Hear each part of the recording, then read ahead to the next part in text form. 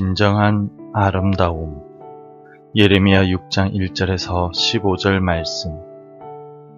베냐민 자손들아, 예루살렘 가운데로부터 피난하라. 드고아에서 나팔을 불고 베타게렘에서 깃발을 들라. 재앙과 큰 파멸이 북방에서 엿보아 오미니라. 아름답고 우아한 시온의 딸을 내가 멸절하리니, 목자들이 그 양떼를 몰고 와서 주위에 자기 장막을 치고 각기 그 처소에서 먹이리로다. 너희는 그를 칠 준비를 하라. 일어나라. 우리가 정오에 올라가자. 아하, 아깝다. 날이 기울어 저녁 그늘이 길었구나. 일어나라. 우리가 밤에 올라가서 그 요새들을 헐자 하도다. 만군의 여호와께서 이와 같이 말하노라. 너희는 나무를 베어서 예루살렘을 향하여 목책을 만들라. 이는 벌받을 성이라.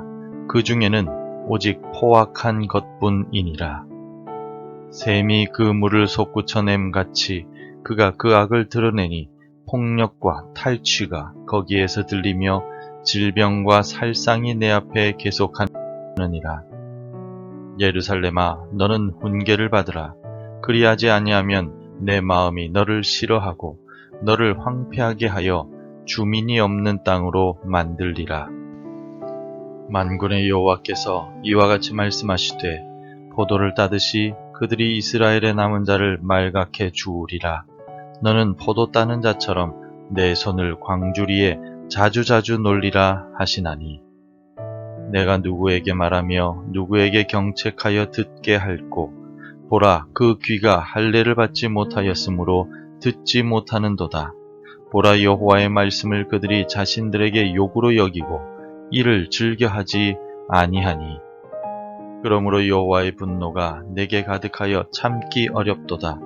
그것을 거리에 있는 아이들과 모인 청년들에게 부으리니 남편과 아내와 나이든 사람과 늙은이가 다 잡히리로다.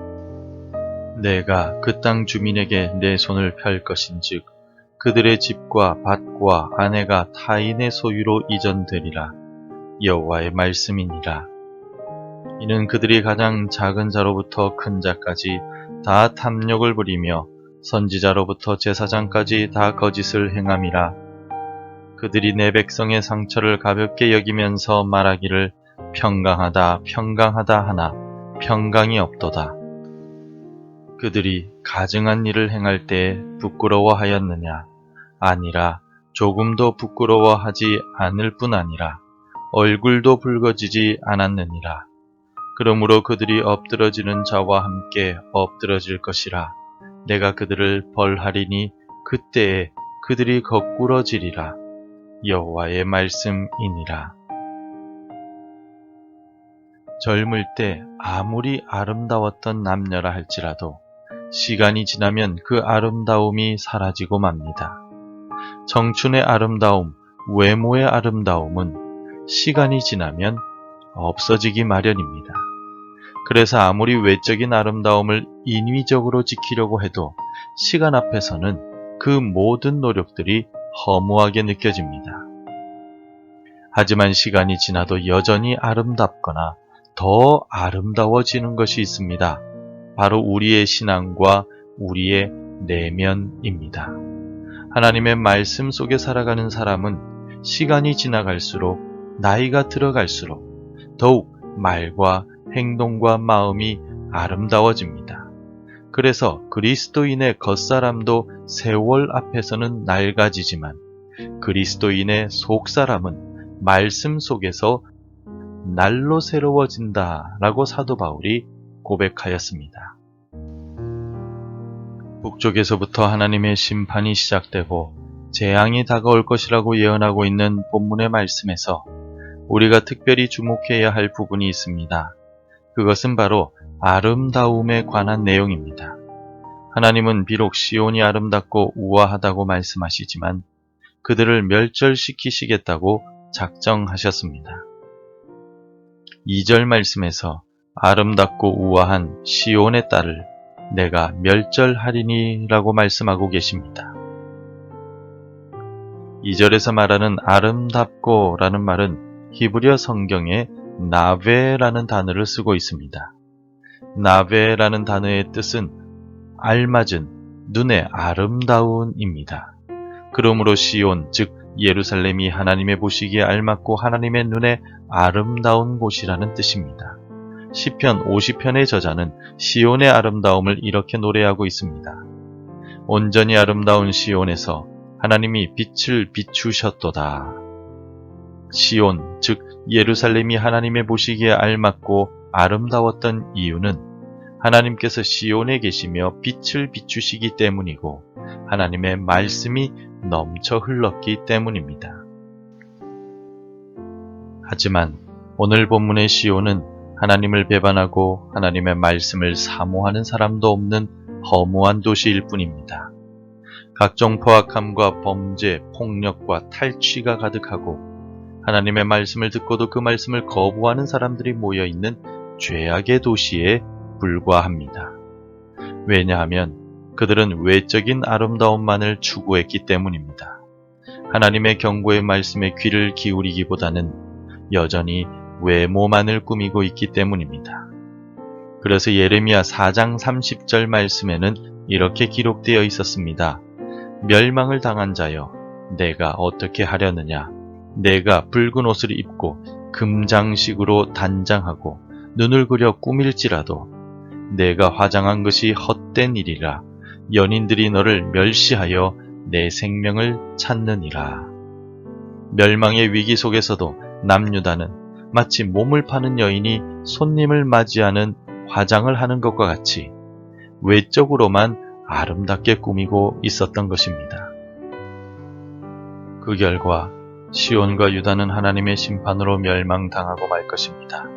지금 당장 하나님 앞에서 마음을 거룩하고 정결하게 꾸미기보다는 외적으로만 아름답게 꾸미고 우상 앞에 서려고 하기 때문입니다. 시온은 완전히 파괴가 되고 예루살렘은 멸절되어 지나가는 사람들의 조롱거리가 되고 말 것입니다. 예레미야 애가 2장 15절에서 모든 지나가는 자들이 다 너를 향하여 박수치며 딸 예루살렘을 향하여 비웃고 머리를 흔들며 말하기를 온전한 영광이라 모든 세상 사람들의 기쁨이라 일컫던 성이 이 성이냐 하며 예레미야는 멸망당하는 시온의 아름다움을 애가를 통하여 슬퍼하며 노래하였습니다. 시온은 하나님 앞에서 마음을 아름답게 가꾸고 삶을 아름답게 지켜나가기보다는 외적인 모습만을 아름답게 꾸미고 화려하고 쾌락을 가져다 주는 것을 사랑하였습니다. 결국 하나님 앞에서 정결한 신부로서의 아름다움을 가지지 못한 시온은 멸절당하고 말았습니다. 그렇다면 오늘 본문을 통하여 우리가 추구해야 할 아름다움은 과연 무엇이겠습니까? 요한계시록 21장 2절에는 이렇게 기록되어 있습니다. 또 내가 보매 거룩한 성 새 예루살렘이 하나님께로부터 하늘에서 내려오니 그 준비한 것이 신부가 남편을 위하여 단장한 것 같더라. 시온의 또 다른 이름인 예루살렘이 남편을 맞이하기 위해 아름다운 모습으로 단장하였다고 요한은 환상을 통하여 보았습니다. 신랑을 맞이하는 신부는 외적인 아름다움과 함께 정결함과 깨끗한 아름다움을 준비해야 합니다. 정결함과 깨끗한 아름다움은 바로 모든 성도들의 변함없는 믿음과 거룩한 행실을 뜻합니다. 즉 오늘을 살아가는 우리는 예수 그리스도에 대한 흔들리지 않는 신앙을 가지고 살아가야 하며 도덕적으로도 정결한 삶을 살아가야만 한다는 것입니다. 미움보다 용서를, 거짓보다 진실을 사랑할 수 있어야만 합니다.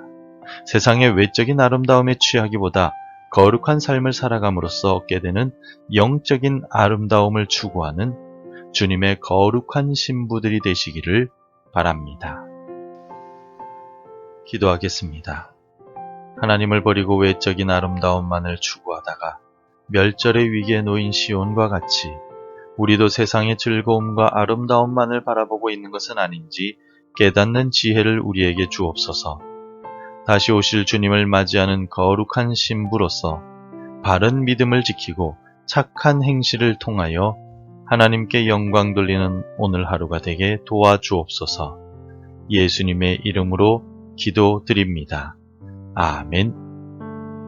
계속해서 함께 기도해 주시기 바랍니다. 아름다운 믿음을 지키는 주의 신부가 되게 하소서. 교육부를 지키시고 아동부 여름 성경학교를 인도해 주옵소서. 우리 교회와 가정이 말씀 속에 서게 하소서. 복음 전해야 할 한 사람이 생각나게 하소서. 오늘도 말씀대로 살아가며 열매 맺는 하루가 되시기를 축복합니다.